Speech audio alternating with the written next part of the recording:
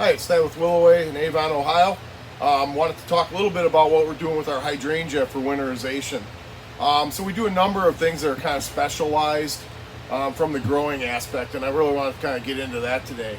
So we have 5 crops that are basically staged right now in the hydrangea macrophyllas, and that's because they have a very long rebloom time after they're trimmed in the season. So we stage it out like that so that we have plants that are constantly not floppy but trimming, because it takes 8 to 12 weeks from when we trim it to get it to rebloom again when it's a rebloomer. So and looking good again. So that long period of time doesn't lend itself to having all the plants ready at the same time. So we do some staging here. We've got some stuff under clear that's for our real early season, and that will be trimmed back, and that'll be ready about the beginning of May. The house I'm in is the second stage. We have the white over it. Plants are spaced out. We'll trim this back. This will be ready more towards Memorial Day. We can sell them earlier, but if you want them in that green bud to showing a little color, that's what we're kind of targeting. And then we have another stage of younger crop that needs to grow a little bit. So that'll be ready beginning of June, a little bit later. And then we have what we're doing with bunker plastic or panda plastic, which is a white and black. That we put over the house, and it makes the inside very dark. And we open up the doors at night to let cold air come in to hold those plants back.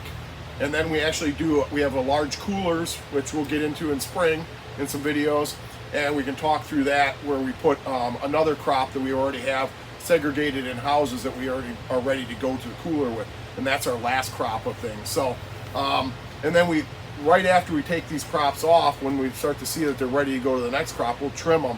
And by the time we get through all those phases, the plants will be ready again the first group will be ready to be in that early color again.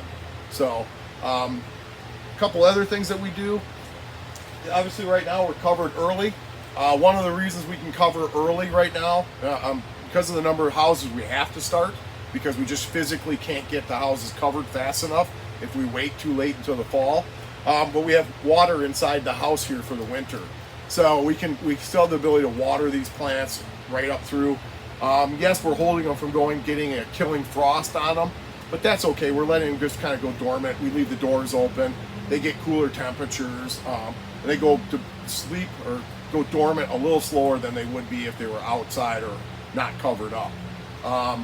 Some of the things that we want to really watch for in here is any kind of mice or other things this time of year when we get these cold nights, these frosts.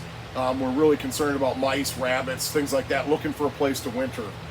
So that's something we're out scouting for right now, and it's really important that you're watching for that as well. So some of the things that we get going in February as we kind of fast forward through the winter is these plants will be dormant. We trim them back. We've already put aluminum sulfate on in the beginning of September, late August. Kind of depends on where we're at with things. We take pH of the soil so we know where we're at, and then we determine the rate of aluminum sulfate we want to put on the plants in the fall. What that does is, it's not really the pH that drives the flower color. It's the aluminum that gets into the petals that actually makes them blue. pH is part of it, but it's not the full story. So aluminum sulfate is what we're using for that. We'll come in February. We'll redo leachates through the winter to see what the pH is. If the pH is below 5.5, we start to question how much aluminum sulfate we're going to use. So we know at the rate we use, if we use a full rate, it will drop at 1 full pH point. So if it's 5.5, it'll drop it to 4.5, which is too low. So through our testing that we do, we determine that rate at the time, and then we'll do a spring application. After we cut them back, they start to flush. We top dress with fertilizer, and then we use the aluminum sulfate at that time. So that's usually like early to mid-February, depending on how the plants are really growing. We do want to see them actively start to wake up. Otherwise, we have to manage for what's called EC, which is basically a buildup of salt. It's consider it like an excess. And what that does, if the EC gets too high, and we consider over 2.5 too high, we have to flush them. And if the plants are not starting to wake up and grow, we can start to have to manage for root rots and things like that if we get them going too early. So we want to see these plants kind of starting to wake up and actually start to use the nutrients up.